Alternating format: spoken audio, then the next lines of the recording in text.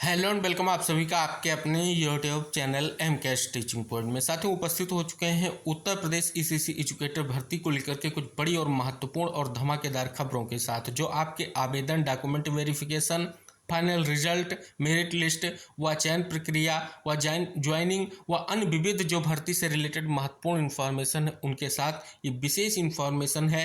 Video अंत तक देखिए, वीडियो शेयर ज़रूर कीजिए जिससे सभी तक इन्फॉर्मेशन पहुंच सके। और ये महत्वपूर्ण जो इन्फॉर्मेशन है सभी 75 जिलों के लिए क्यों महत्वपूर्ण है, ये अगर आपने इस वीडियो को अंत तक देखा तो आपको डिटेल से जानकारी स्पष्ट होगी। तो चलिए सबसे पहले बात कर लेते हैं, पॉइंट नंबर 1 की ओर बढ़ते हैं कि बेसिक शिक्षा विभाग व के द्वारा जो है शासन को क्या प्रस्ताव जो है ईसीसी एजुकेटर भर्ती को लेकर के भेजा गया है उसके परपेज में।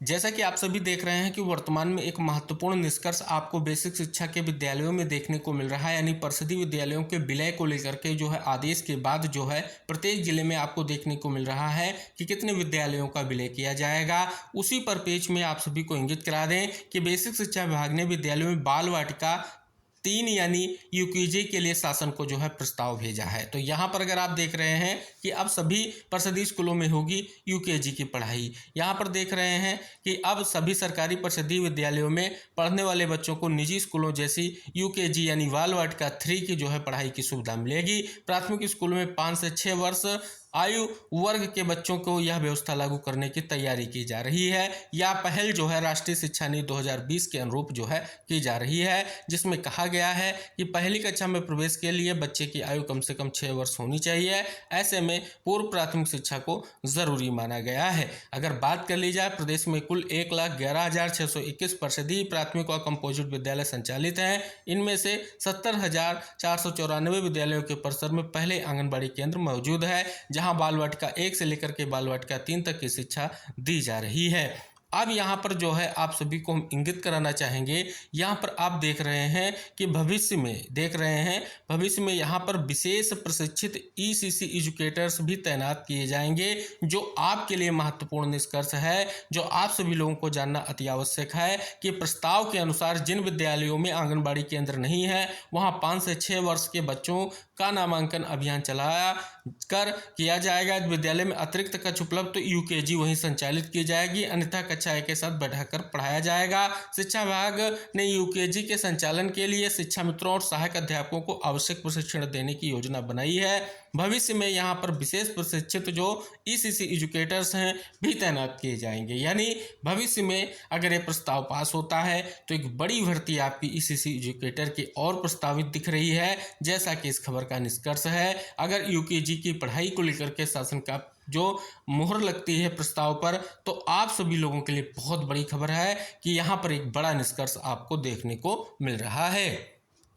तो जैसा कि साथियों एक बहुत बड़ी धमाकेदार खबर है कि 10,684 पदों के अलावा और भी भर्ती होगी। लेकिन वर्तमान में अगर आप देख रहे हैं जो 10,684 पदों की भर्ती प्रक्रिया गतिमान है, उसमें हमने आपको इंगित ये भी कराया है कि लगभग 45 जिलों से ईसीसी एजुकेटर भर्ती को लेकर के जो है विज्ञप्तियां जारी हो चुकी हैं। एक और जिले से विज्ञप्ति जारी हुई, कौन सा जिला है वो हम आपको इस वीडियो में इंगित कराने वाले हैं। फिलहाल जो आपके लिए महत्वपूर्ण खबर एक और निकलकर सामने आ रही है वो है, यहाँ पर आप देख रहे हैं नियुक्ति पत्र से रिलेटेड है कि एजुकेटर पदों की भर्ती पर उठे सवाल।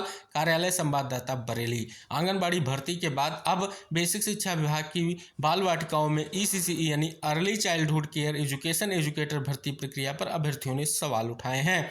अभ्यर्थियों का आरोप है कि भर्ती प्रक्रिया की मेरिट लिस्ट जारी नहीं की गई, लेकिन नियुक्ति पत्र बांटे जा रहे हैं। इस मामले में बुधवार को कलेक्ट्रेट और बेसिक शिक्षा अधिकारी कार्यालय में अभ्यर्थियों ने ज्ञापन सौंपकर मामले की जांच की मांग की है। जिले में 190 एजुकेटर पद के लिए संयोजन पोर्टल पर 570 अभ्यर्थियों ने आवेदन किया, जिसमें से 231 की काउंसलिंग हुई थी, लेकिन मेरिट लिस्ट कंपनी की ओर से सार्वजनिक नहीं की गई। अभ्यर्थियों का आरोप है कि मंगलवार को बीएसए कार्यालय में एक अधिकारी गोपनीय तरीके से कुछ लोगों को पत्र वितरण कर रहे थे, लेकिन या जबकि उस समय तक कार्यालय पर कोई कट ऑफ सूची चस्पा नहीं हुई। अभ्यर्थियों का दावा है कि कम अंक वालों का गलत तरीके से चयन किया गया है, जबकि अधिक अंक वाले नियुक्ति से वंचित हैं।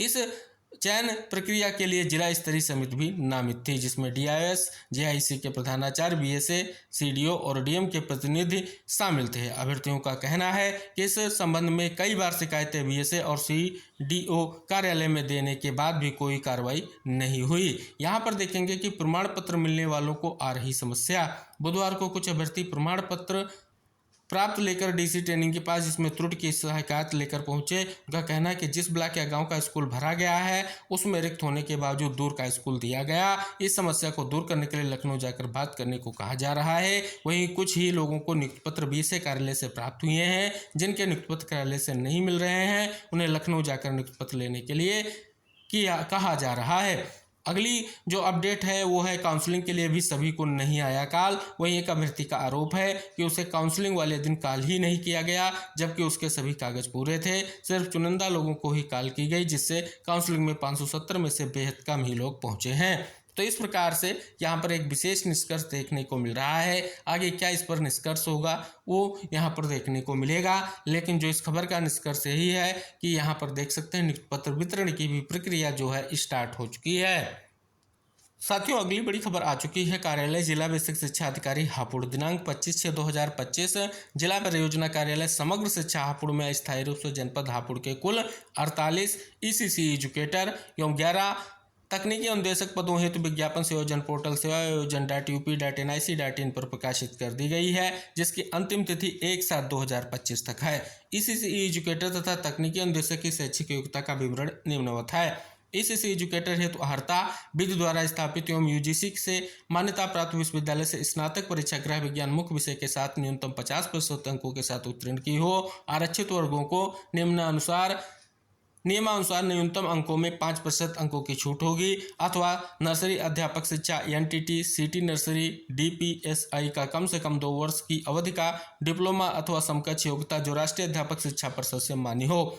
आवेदनकर्ता की अधिकतम आयु 1 जुलाई 2024 को 40 वर्ष से अधिक न हो। तकनीकी अनुदेशक हेतु अर्हताएं हैं। इंजीनियरिंग एंड वर्कशॉप ट्रेड हेतु शैक्षिक अर्हता राजकीय मान्यता प्राप्त औद्योगिक प्रशिक्षण संस्थान यानी आईटीआई से किसी एक ट्रेड में certificate, construction and would working, fabrication, fitter, general carpenter, plumber, seat metal worker, painter. Point number 2 है एनर्जी एवं एनवायरमेंट ट्रेड हेतु शैक्षिक अर्हता राजकीय मान्यता प्राप्त औद्योगिक प्रशिक्षण संस्थान आईटीआई से किसी एक ट्रेड में certificate, electrical, electrician, electronics mechanic. Point number 3 agriculture, nursery एवं गार्डनिंग शैक्षिक अर्हता BSc agriculture. Home and health trade हेतु शैक्षिक अर्हता बीएससी होम साइंस अथवा राजकीय मान्यता प्राप्त औद्योगिक प्रशिक्षण संस्थान आईटीआई से किसी एक ट्रेड में certificate, food production, fashion designing technology, sewing technology. भाषा ज्ञान हिंदी एवं अंग्रेजी बोलने एवं लिखने की क्षमता।